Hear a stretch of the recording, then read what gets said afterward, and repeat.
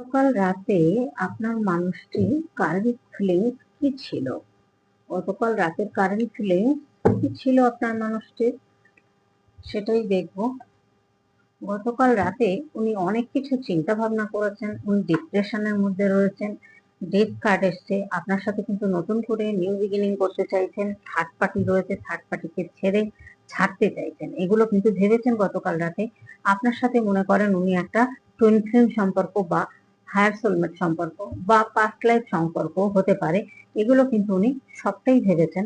যে কি সম্পর্ক, কেন এত টান আপনার প্রতি, কেন আপনাকে ভুলতে পারছেন না। উনি কিন্তু থার্ড পার্টি থেকে বেরোতে চাইছেন কিন্তু পারছেন না, এমন ভাবে জড়িয়ে গেছেন যে উনি বেরোতে পারছেন না। আপনাকে দেখছেন একটা রানীর মতো, আপনি ভীষণ কেয়ারিং লাভিং পারসন, আপনি ভীষণ পরিমাণে ওনার প্রতি কেয়ারিং করতেন, সাপোর্টিভ সাপোর্টিভ একটা ব্যাপার আছে আপনার মধ্যে, মায়া দয়া ভালোবাসা সমস্ত কিছু আছে। আপনি ভীষণ শান্ত, ভীষণ ভালো মনের মানুষ, সেই জিনিসগুলো কিন্তু উনি গতকাল রাতে আপনাকে নিয়ে ভেবেছেন।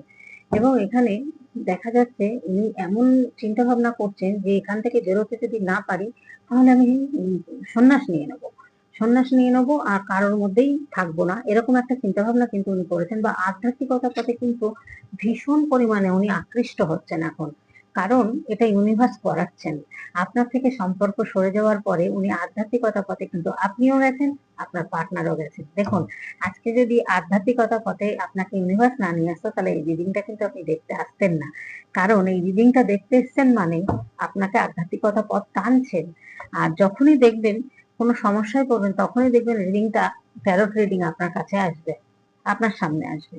তাছাড়া কিন্তু সবাই ট্যারোট রিডিং দেখেন না, খেয়াল করে দেখবেন, আপনাদের বন্ধু বান্ধব আত্মীয় স্বজনের কাছে জিজ্ঞাসা করে দেখবেন, ট্যারোট রিডিং কিন্তু এত সহজে কারো কাছে আসে না। এখানে এস অফ পেন্টিকলস এর কার্ড এসছে, এখানে পেজের কার্ড এসছে দুটো, বটম অফ দ্য ডেকে এসছে, এখানে পেজ অফ পেন্টিকলস এসছে। বটম অফ দ্য যেটা এসছে সেটাকে একটা ইনোসেন্স এর কার্ড বলে, মানে ইনোসেন্স, উনি ইনোসেন্টের মতো কাজ করেছেন থার্ড পার্টির কাছে গিয়ে, ঠিক আছে। সেই জায়গা থেকে উনি কিন্তু এখন কর্মের দিকে ব্যস্ততা করছেন এবং দান ধ্যান করছেন, এবং উনি কিন্তু কারোর কাছে পরামর্শ নিচ্ছেন, যে এই সলিউশন চাইছেন যে এখান থেকে কিভাবে বেরোনো যায়, কিভাবে আপনার সাথে আবার মানে আবার ভালোবাসা যায়, আপনার সাথে থাকা যায়। এই জায়গাটা এস অফ পেন্টিকলস এসছে। এস অফ পেন্টিকলস মানে মানের দিক দিয়ে কিন্তু উনি ভালো আছেন, আপনিও ভালো আছেন। ফাইন্যান্সের দিক দিয়ে কিন্তু আপনি খুব ভালো আছেন বা আপনার পার্টনার খুব ভালো আছেন। জব বলুন, বিজনেস বলুন, যাই বলুন, নতুন করে কিন্তু আপনাদের একটা চেঞ্জ দেখা যাচ্ছে, যে চেঞ্জটা আপনাদের জীবনে আসছে। আর ওনাকে যে স্পেল করা হয়েছে বা ব্ল্যাক ম্যাজিক করা হয়েছে সেটা কিন্তু এখানে দেখা যাচ্ছে যে